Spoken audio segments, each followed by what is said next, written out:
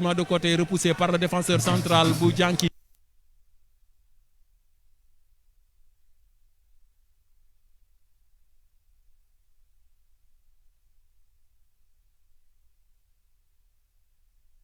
Non.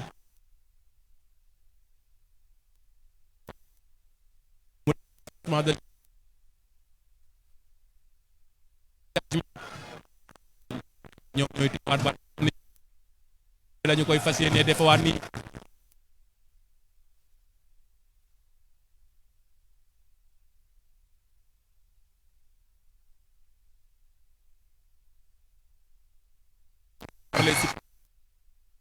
Ersan Thiès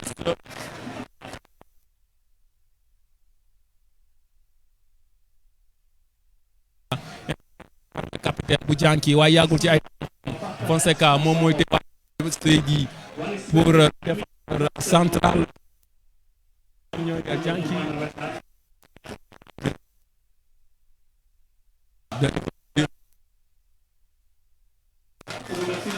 dañu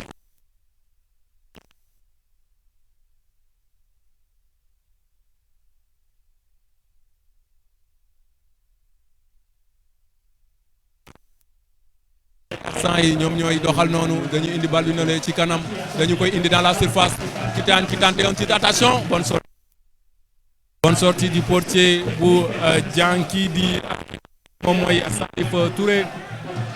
Salif Touré dégagement ci kaw encore et c'est le dossard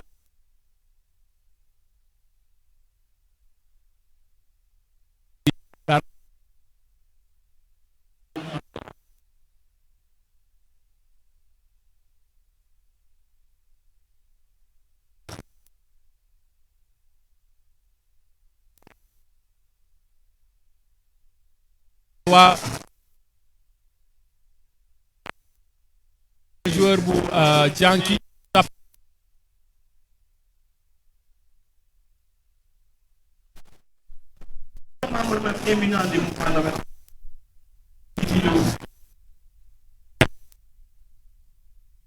touche pour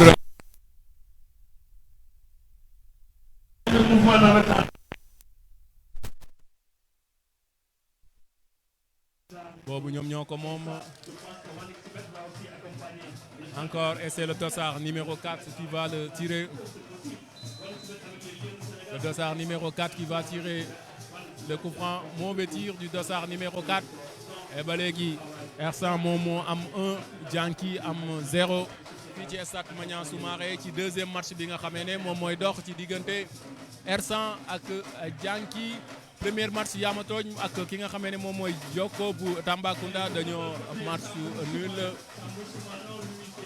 1-1 et ici c'est Ersan qui mène au score par 1-0 dégagement de Khadim Diop le portier thiessois ballon encore récupéré par ñi nga xamee ne ñoom ñooy waa Janki ñoom ñoo tee bal bi noonu pour dem ci kanam encore dañu def passe ci kanam tête du dossard numéro 17 récupération dossard numéro 15 qui s'appuie sur son excentré ballon perdu encore waa Janki le dossard numéro 5 il passe en profondeur devant pour le dossard numéro 15 Janki peut-être le centre day tey bal bi encore benn centre pour le 17 mais ballon repoussé par le défenseur central bu Ersan récupération le 5 et mauvaise passe ou bien il va finir par récupérer le ballon avant de faire un centre tête du dossard numéro 5 le buteur encore dégagement ba ci ki nga xam ne moom mooy Tidiane Camara qui dévie pour son excentré waa Ersan yi ñoom ñooy dem noonu encore peut-être day temporiser laata muy def benn passe non ba léegi moom moo yor bal bi day xaaraat jox ki nga xam ne moom mooy le dossard numéro 2 Fonseca qui perd mais yàggul ci tànk ñi nga xam ne ñoom ñooy Janki et coup franc la arbitre bi di wax coup franc la arbitre bi di wax Ersan 1 Janki 0 Ersan 1 Janki 0 encore allo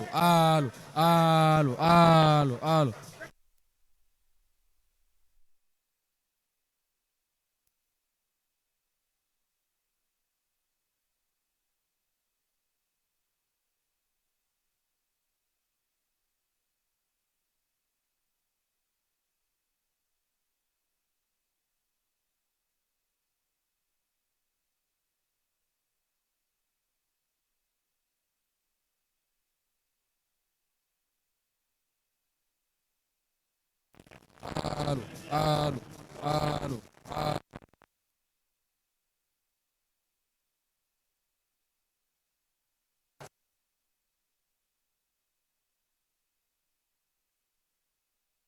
allo allo allo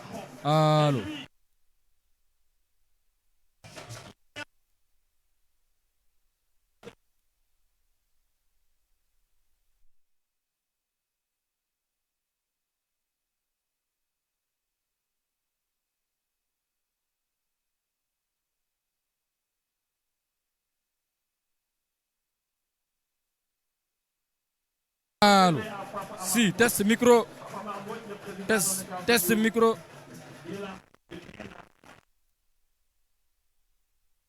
allo allo test micro su baaxee su baaxee su baaxee su baaxee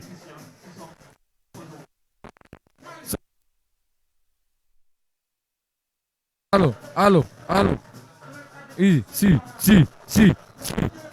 test micro su baaxee test micro su baaxee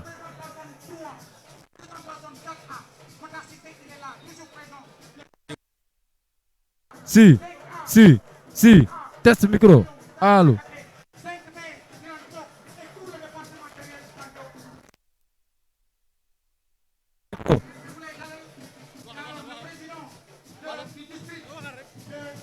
allo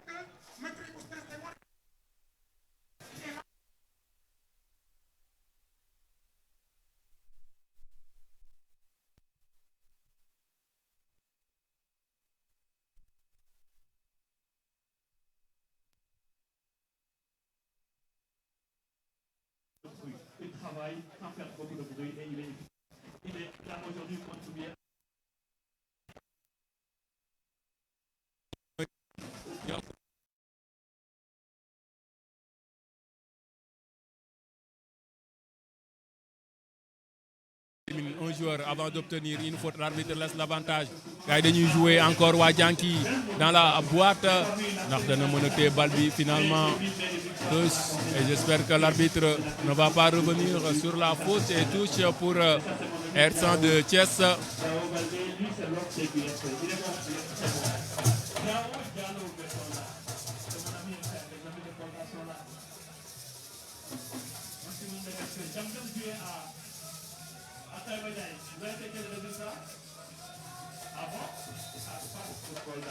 Coup franc pour ou bien un joueur bu R100 mu ngi noonu moom moo tëdd noonu mu ngi noonu et c'est le joueur bu R100 moom moo tëdd noonu arbitre bi moom lay xool ci noonu le coach bu Janki mu ngi nii di mu ngi noonu di xool wala di wax ak joueur yi di leen jox ay consignes.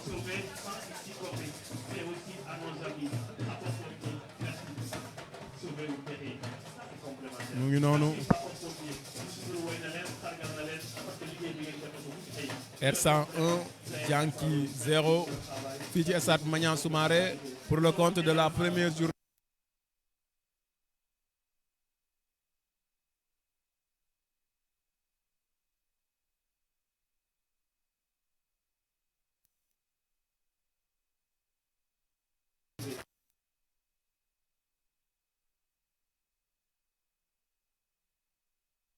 Janki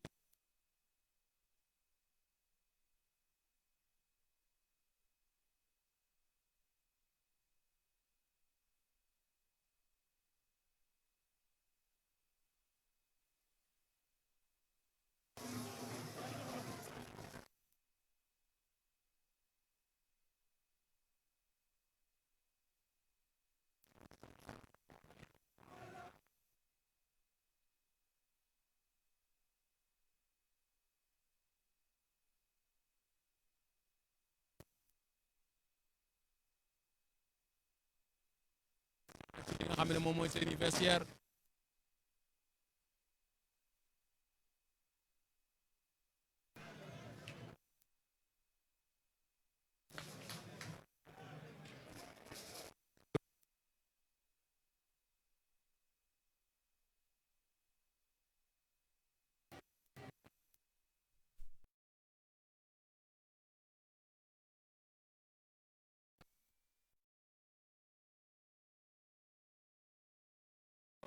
mu ngi noonu ma jox la dossard numéro 8 gars yi ñu ngi noonu di dem muy waa dëkkandoo yi et touche côté R100 ñoom ñoo yokk noonu ci kanam waaye encore bal bi day génn touche pour waa Janki bu Ziguinchor bi nga xamee ne ñoom lañ mené par 1-0 et arbitre bi nee na ko touche bi baaxul da nga koy defaat. da koy jox ñi nga xamee ne ñoom ñooy waa R100 ñoom ñoo koy mujjee moomaat waa R100 ñoom ñoo moom touche bi noonu dem nañ waa R100 ci gannaaw la ñu koy indi ak le buteur pour le dossard numéro 15 qui réussit son contrôle avant de faire une passe devant pour son excentré qui va tenter un centre devant dans la boîte. Attention pour qui? Il n'y a personne, mésentente entre qui.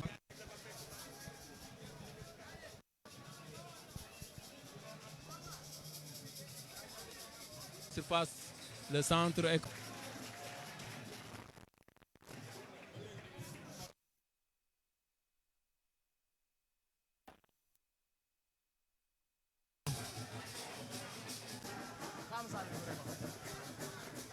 doon jox le dossard numéro 5 mu indi ko pour le dossard numéro 4 dañuy dem dégagement bu gudd ba ci kanam waaye tête d'un joueur bu Janki qui a réussi à faire une passe pour son excentré dañu koy indiwaat ba le dossard numéro 17 dañuy dem waa Janki le centre c'est parti, attention, ballon sorti par le dossard numéro 17 en corner. Il s'agit de Seydou Badji qui attendait son portier mais finalement il a arrivé tardivement. Il est arrivé tardivement et touche corner pour Janki. Attention dans la surface. Tête sortie du portier. Ballon récupéré par Tidiane Camara. Tidiane qui joue devant et ballon contré. Finalement touche. Finalement touche.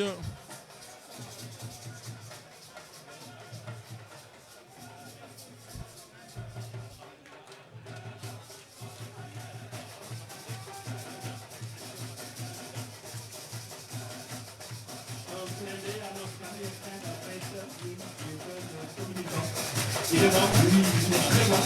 Il n'est pas comme 6, lui, il est bon. Mais ce ligne est bon, c'est très bon. C'est le côté communication de l'organe.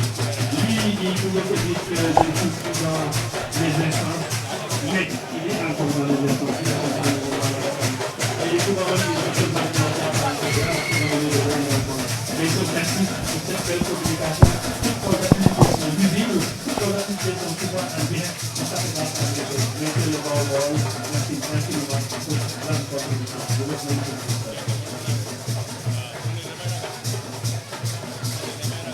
Il me semble que M.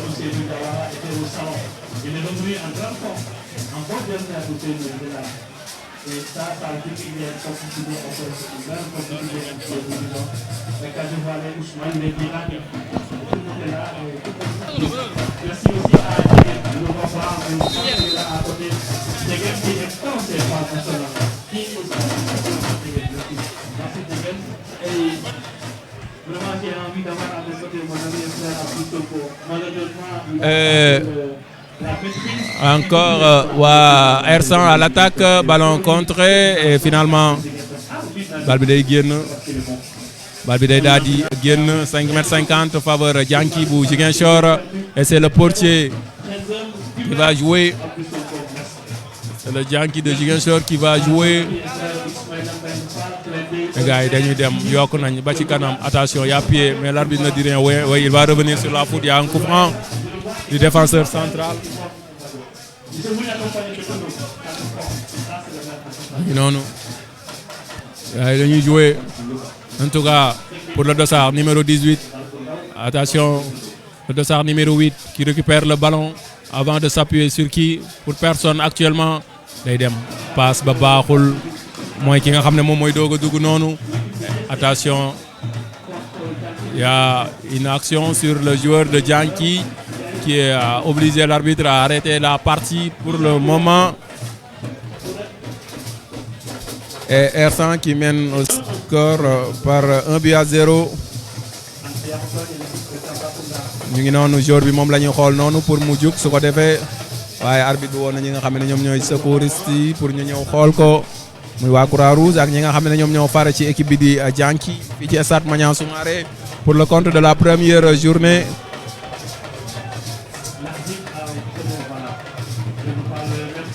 ñu ngi noonu.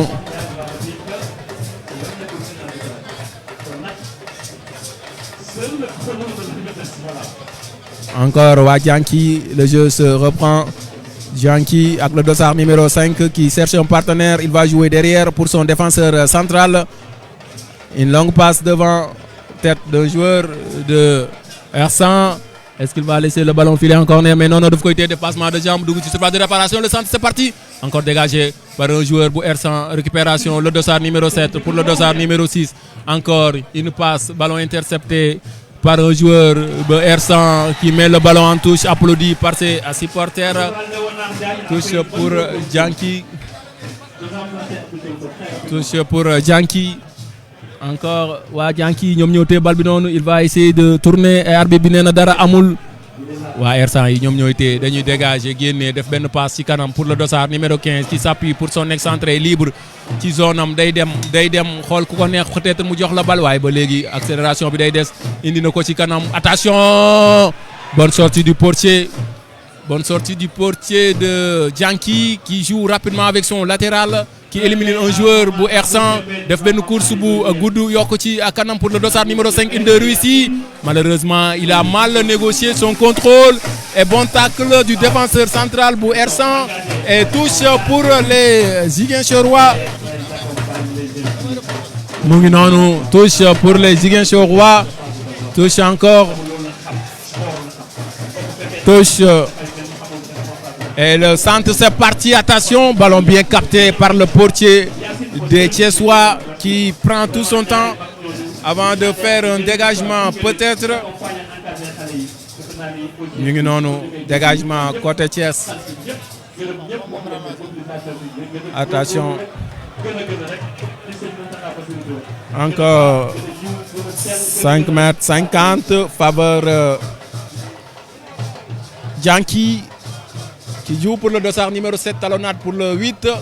Dianki ñoom ñooy dem encore, bon tacle et finalement ballon récupéré par le dossard numéro 17 de Thiès. Encore pour Tidiane Camara qui n'a pas réussi à récupérer le ballon et c'est une touche pour Dianki. Un match âprement disputé entre Thiessois et Ziguinchorois. Le dossard numéro 8, 5, il passe en profondeur de trop et 5,50 m pour Dianki.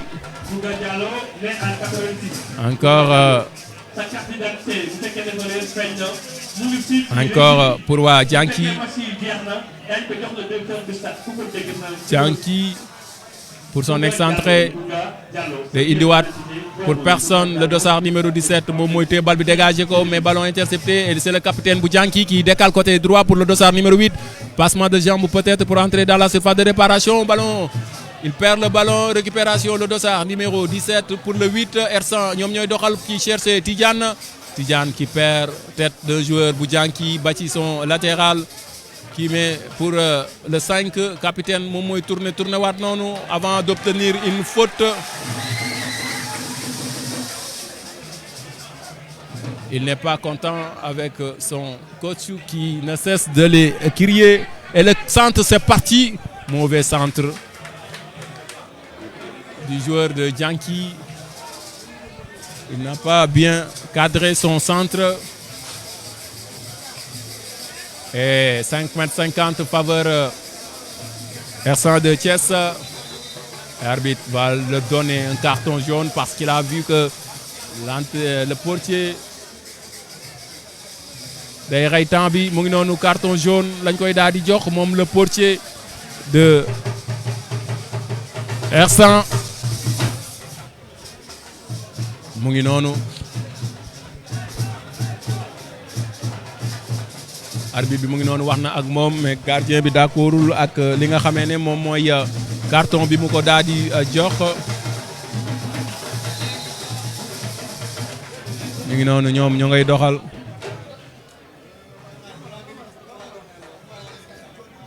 gars yi ñoom ñooy xëcc noonu waa R100 yi day dem def benn passe ci kanam pour le dossard numéro 17 et touche pour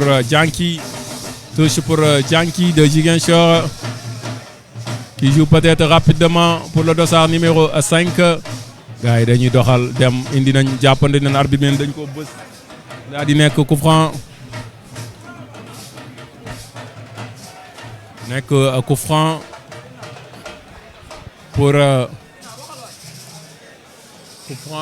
pour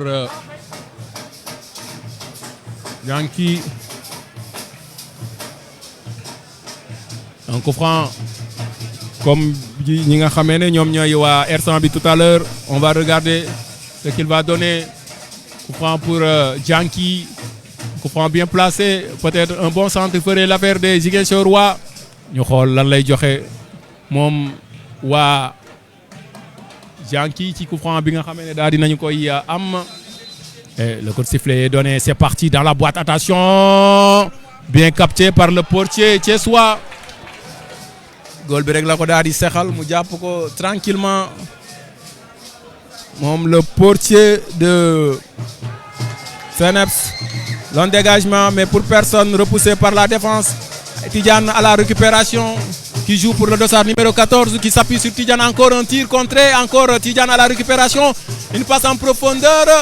Ballon intercepté par un joueur bu Dianky. Bal bi day génn touche. Finalement bal bi day génn touche.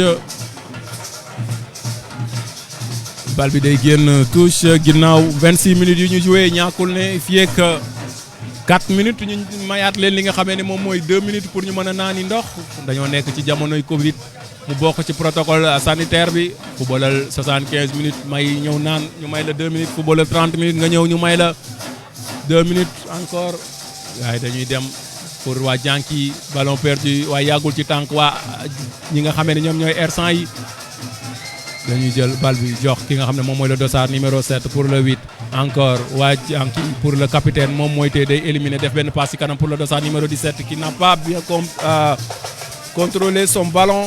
Et c'est R100 qui mène toujours au score et changement côté thiessois et c'est le dossard numéro 15 Alassane Diagne qui cède sa place à Sidi Niang. Diagne moom mooy génn jox Sidi Niang applaudi par les supporters mu ngi noonu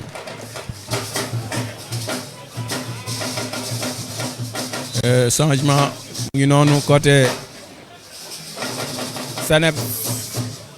R100 duñu ko bañ tête du défenseur récupération gars yi ñoom ñooy dem indi ko ba ci le dossard numéro 4 mu jàppandi foofu noonu dañuy ñëw ballon perdu récupération par waa R100 pour le dossard numéro 5 le buteur qui change complètement de côté pour son excentré et que ko fay njëkk moom mooy le dossard numéro 7 bu Dianky ndax da koy protéger pour bal bi daal di génn touche finalement coup franc la fay daal di am da ko doon jouer rapidement waaye arbitre nee na ko nga jël temps arbitre bi nee na ko nga jël temps soo jëlee sa temps bi nga mën a jouer ñu ngi noonu waa Dianky ñoom ñooy dem waaye dañu koy stoppé ndax waa ji du jël benn risque day génnee bal bi mu dem touche moom le dossard numéro 4 qui va jouer rapidement ak le dossard numéro 5 le capitaine day ñëw jàpp encore def benn passe une deux dañuy ñëw le 4 du ko fay njëkk ba bal bi dañu koy génnee li nga xam ne moom mooy touche pour waa R100 et c'est le dossard numéro 13 moom moo koy génnee noonu moom Abdoulaye Coly qui met le ballon en touche ginnaaw 74e minute jouée R100 1 Dianky 0 le centre dans la surface de réparation le dossard numéro 11 qui tente de se tourner mais stoppé et c'est un corner pour Dianky Corner pour Djanki et c'est le dossard numéro 4 qui va le tirer. mu ngi noonu 4 bi moom mooy dóor li nga xamee ne moom mooy corner boobu et c'est parti. Attention derrière, tête encore dans la surface de réparation, le tir et c'est énorme. Encore ballon bien négocié par waa Ersan. Encore une occasion très nette pour les Ziguinchorois et Ersan. Réussir nañ dégager le danger. teewul waa Djanki ñu ngi ci ba léegi ñoom ñooy doxal ballon perdu récupération par waa Ersan ñoom ñooy dem côté droit la ñuy xëcc dañuy indi def benn passe pour personne et finalement ballon récupéré par le défenseur central bu ñi nga xamee ne ñoom ñooy Djanki bu Ziguinchor dañuy ñëw indi nañ ko foofu ci kanam et touche pour Ersan, mais c'est la pause fraîcheur après 75 minutes jouées. Ersan 1 ñi nga xamee ne ñoom ñooy Djanki 0.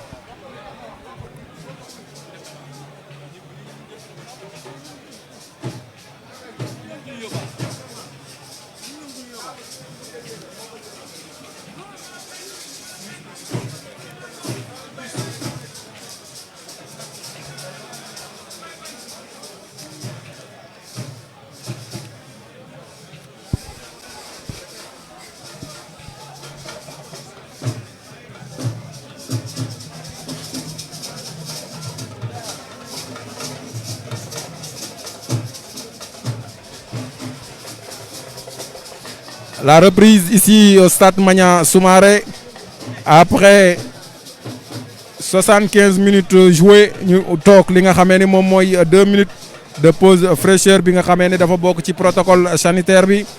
Ersan 1 Djanki 0 fii ci stade Maniang Soumaré gis nañ ko ñu ngi noonu le dossard numéro 4 bu Djanki qui tente de déborder mais ballon finalement c'est 5,50 m faveur ñi nga xamee ne ñoom ñooy waa Ersan qui mène toujours au score par 1-0. ñu ngi noonu encore tête du défenseur central.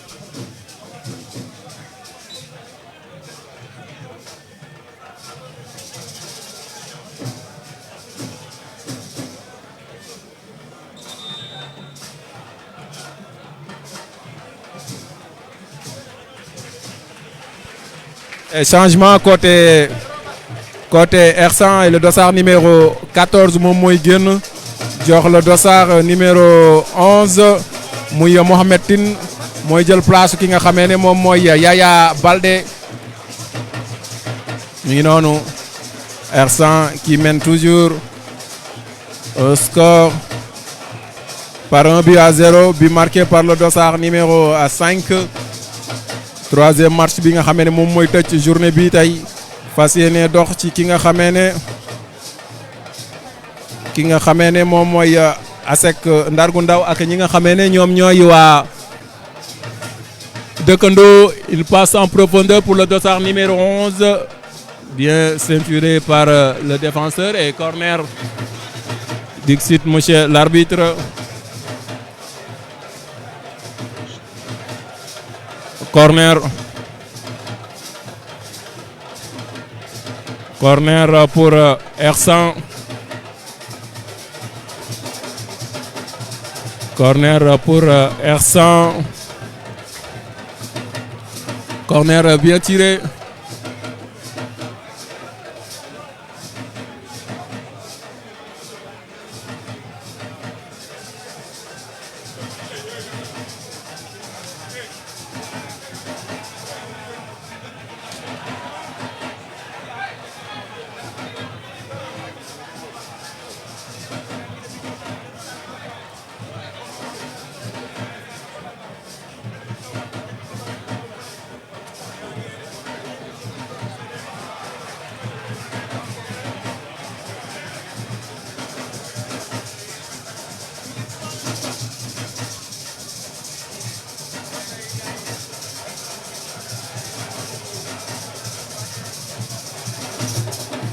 Touche pour R100, le dossard numéro 5 qui récupère le ballon et va jouer rapidement devant pour le dossard numéro 6 qui tente de se tourner avant de faire une longue. Devant pour son excentré qui élimine le joueur de Djanki. Daal di xuus pour dugg ci biir surface de réparation bi, et c'est un coup franc. Et coup franc pour R100, un coup franc bien placé.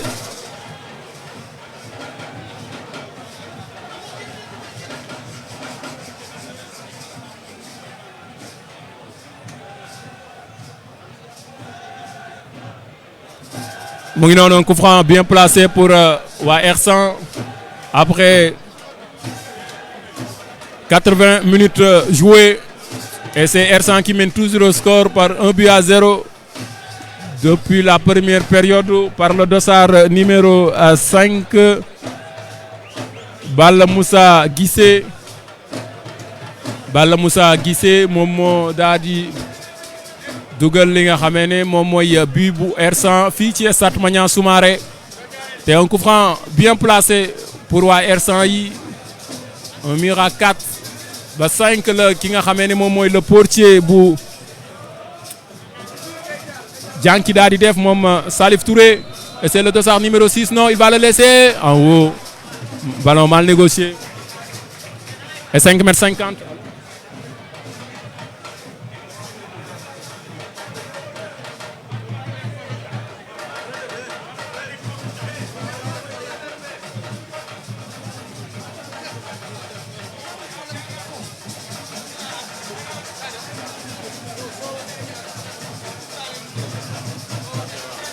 Et 5,50 m à faveur Thiès.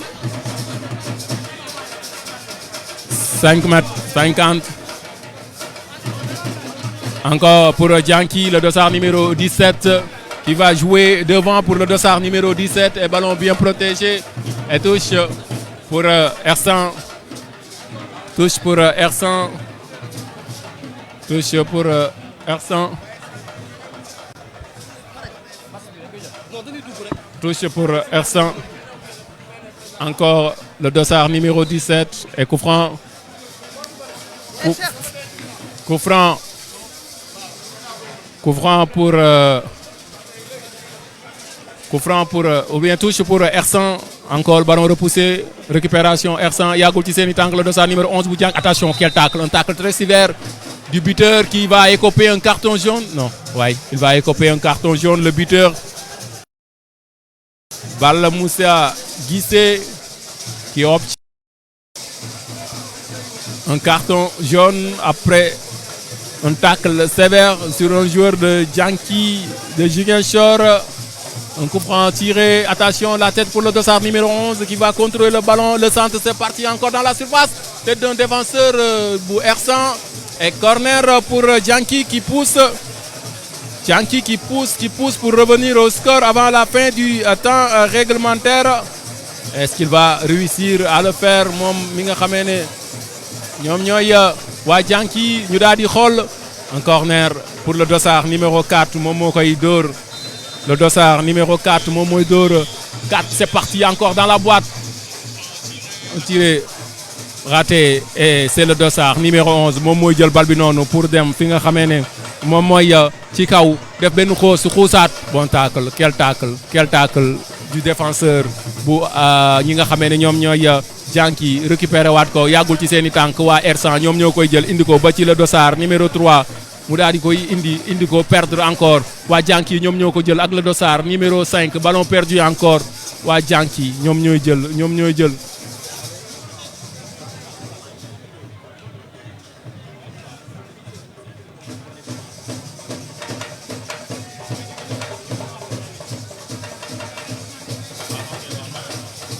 mu ngi noonu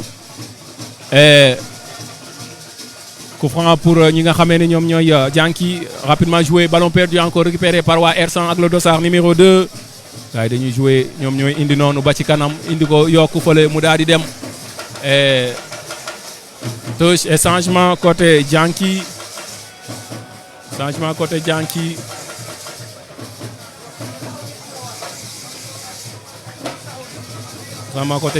et moom la ñuy def changement bi foofu.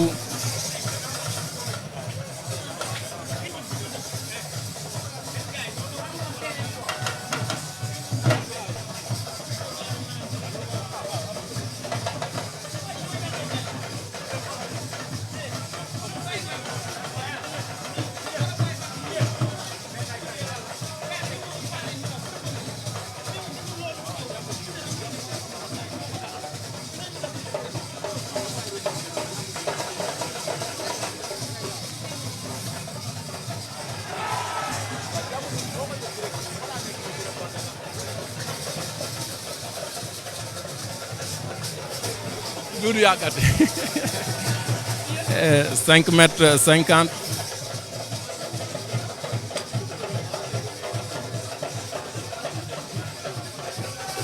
encore joué pour waa Janki ñoom ñoo récupéré waat bal bi noonu encore pour le dossard numéro 4 qui perd finalement récupéré par le dossard numéro 6 qui joue devant pour le dossard numéro 11 waa Ersan yi ñoom ñooy dem noonu ñoom ñooy ñëw wàccaat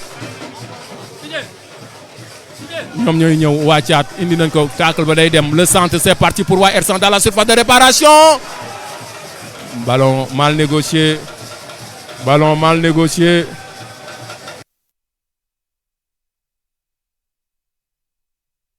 micro test micro test micro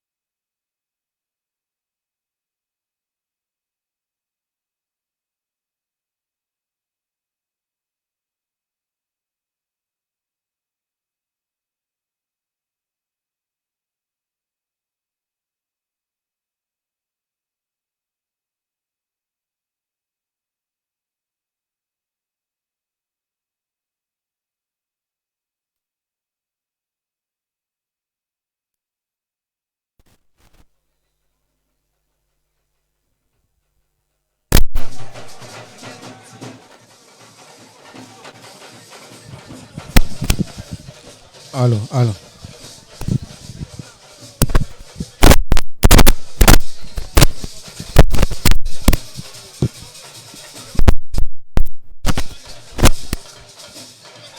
Cinq minutes de temps additionnel entre 5 minutes de temps additionnel entre R100 ak ñi nga xamee ne ñoom ñooy Janki bu Ziguinchor. li ci des match bi daal di jeex bareetul fii ci stade Maniang Soumaré li fi des mu jeex bareetul. R101 Janki bu Ziguinchor 0. mu ngi noonu dégagement côté R100 le dossard numéro 8 qui récupère le ballon pour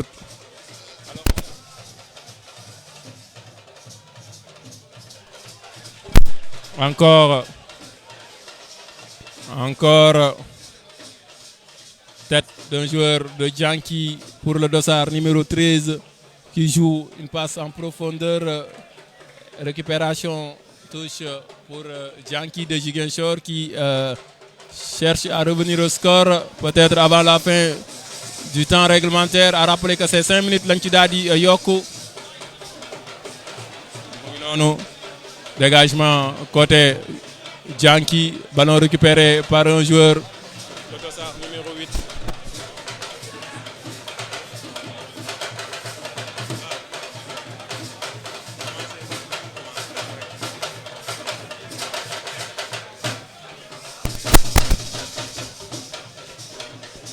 ñu ngi noonu dégagement côté R100, dégagement côté Janki, encore tête de Tidiane Camara. Tidiane qui joue avec son pied, ballon perdu récupéré par waa Janki pour le dos.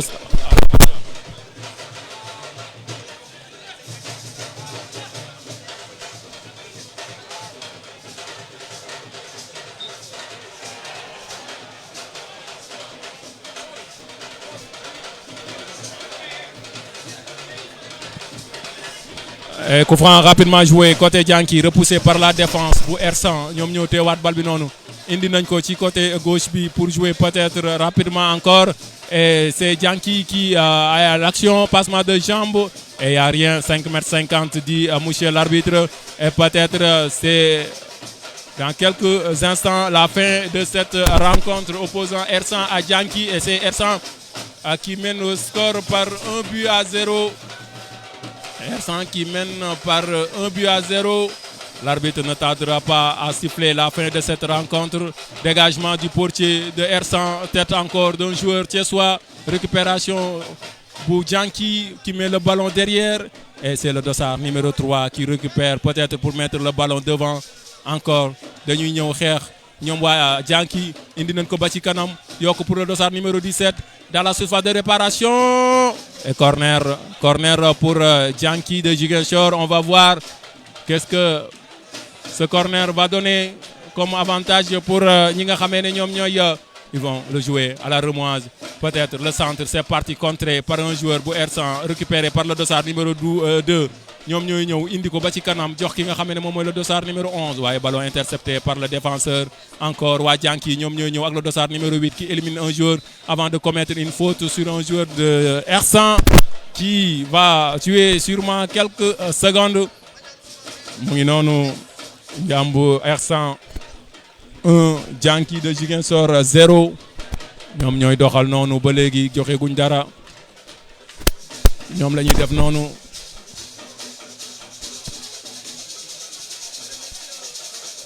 mu ngi noonu et dégagement peut-être côté ñi nga xamee ne ñoom ñooy ñi di dégagement pour R100, et c'est la fin du match. C'est la fin du match ici au stade Maniang Soumaré. R101 ñi nga xamee ne ñoom ñooy Janki bu Ziguinchor 0, et c'est le premier match du groupe B. bu ñu ci paree léegi ñu daal di ñëw ci li nga xamee ne moom mooy dernier match de la journée war a dox ci diggante dëkkandoo